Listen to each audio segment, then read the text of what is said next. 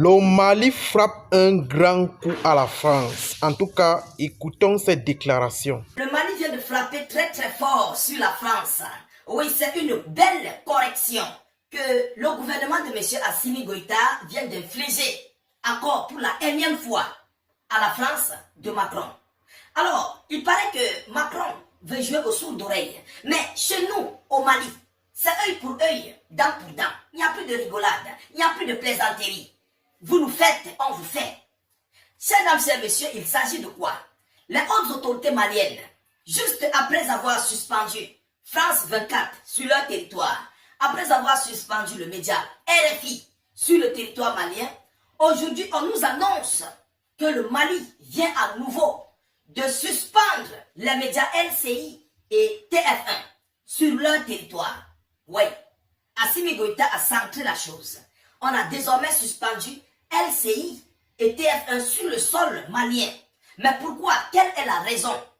Alors, incessamment, vous vous rappelez, vous vous souvenez des multiples informations qui ont surgi concernant l'encerclement de la ville de Bamako, la capitale malienne. Alors, où les médias mainstream avaient fait un tapage médiatique contre le Mali pour pousser le peuple malien à la révolte contre le régime en place, pour mettre une peur sur le peuple malien. Mais un événement qui s'est soldé dans un échec incroyable. Oui, Emmanuel Macron a compris que les Maliens, les pays de l'AES, sont plus que soudés. Vous comprenez? Parce que son coup, en fait, n'avait pas réussi. Son coup n'a pas réussi. Ils ont vu, avec leur groupe terroriste, ils ont calciné les camions citernes du Mali, et puis ils ont vu que les femmes les sont déstabilisées. Alors, qu'est-ce qu'il fallait faire? Il fallait créer à nouveau un autre scénario pour anticiper, pour ne pas faire calmer la chose. Il fallait anticiper un autre scénario. On dit que non, le Mali a été encerclé. Pendant que le Mali est encerclé, les hautes autorités russes et turques s'apprêtaient à venir sur le territoire malien pour le salon de la défense. On appelle ça comment? Mettez-moi ça en commentaire. Ce qui s'est passé incessamment. Alors, mesdames et messieurs, pendant que eux, ils disent que le Mali est encerclé, les autorités russes, turques et 32 États dans le monde se rendent du côté du Mali. Alors, mesdames et demoiselles et messieurs, on appelle ça quoi? J'espère que c'est une défaite. Vous comprenez? Voyons voir en intégralité ce qui s'est réellement passé. Ce que, ou bien pourquoi, le Mali accuse les multiples médias mainstream. Mesdames et demoiselles et messieurs, mettez beaucoup de likes à la vidéoconférence, partagez-la au maximum. Je vous dis, on ne rigole plus. Nous ne sommes plus à l'époque où tout dépendait de l'Occident. Non. L'époque là est révolue aujourd'hui. Voilà. Notre but c'est de former le million de personnes. Donc, partagez la vidéo dans tous les groupes possibles. Mettez suffisamment de j'aime. Qu'est-ce que l'on nous dit? Après France 24 et RFI, le Mali a suspendu à nouveau la diffusion du média LCI et TF1 sur son territoire. Suspendu. Et ces gens se font beaucoup d'argent. C'est beaucoup d'argent que ces médias sont en train de perdre. C'est vrai, ils sont partout dans le monde. Mais une localité comme le Mali, ils l'ont perdu. Parce que tout ce qu'ils diffusent comme information, ou bien leurs médias diffusent, le Mali paye. On paye avec de l'argent. Mesdames, Mesdemoiselles et Messieurs, les autorités maliennes de régulation des médias ont suspendu les chaînes françaises LCI et TF1 sur l'ensemble de leur territoire, affirmant qu'elles ont relayé de fausses informations concernant un blocus de carburant imposé par un groupe armé affilié à Al-Qaïda. Je répète, voilà la cause, ou bien voilà leur accusation. Le Mali le fait pourquoi?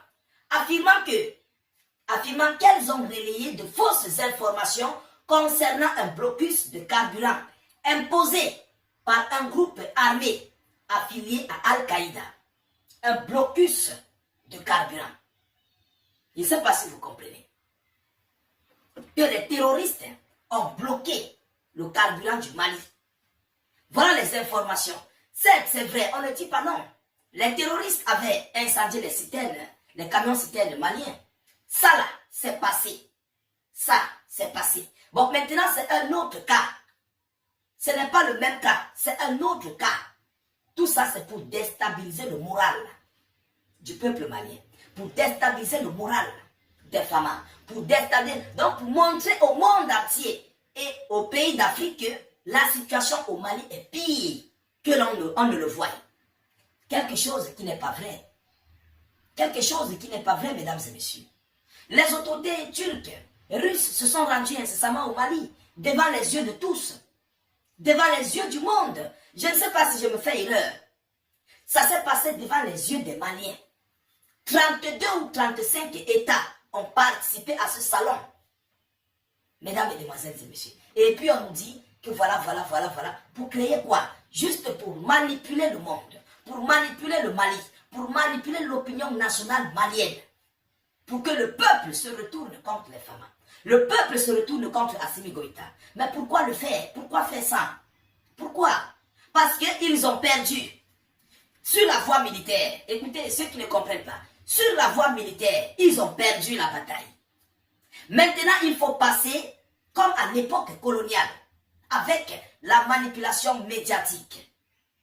Alors, sur cette manipulation médiatique, il faut qu'ils aggravent la situation.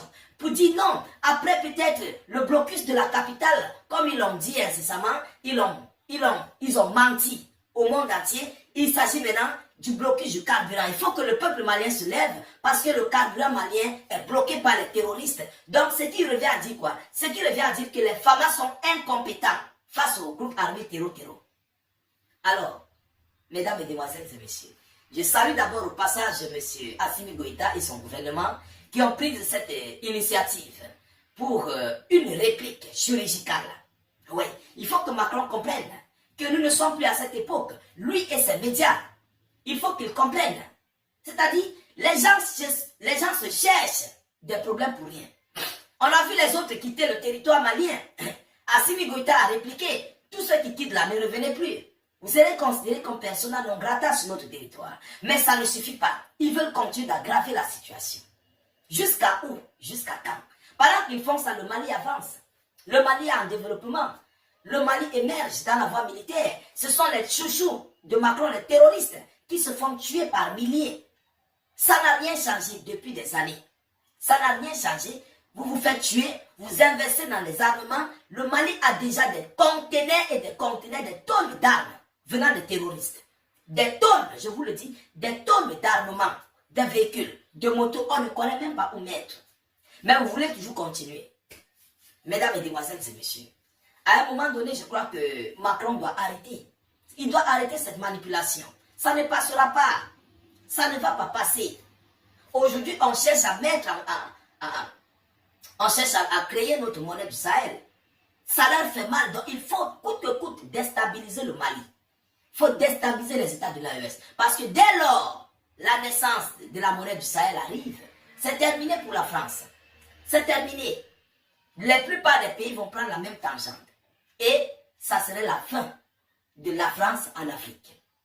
Mesdames, mesdemoiselles et messieurs, voilà l'information que j'avais à vous relayer dans cette vidéoconférence. Veuillez la partager dans tous les groupes possibles. Mettez-la partout à travers le monde. Vous savez, notre but, c'est d'informer le million de personnes. N'hésitez pas de mettre suffisamment de likes pour sécuriser nos vidéoconférences et pour contre-attaquer tout signalement venant de nos adversaires. Voilà, c'est très important.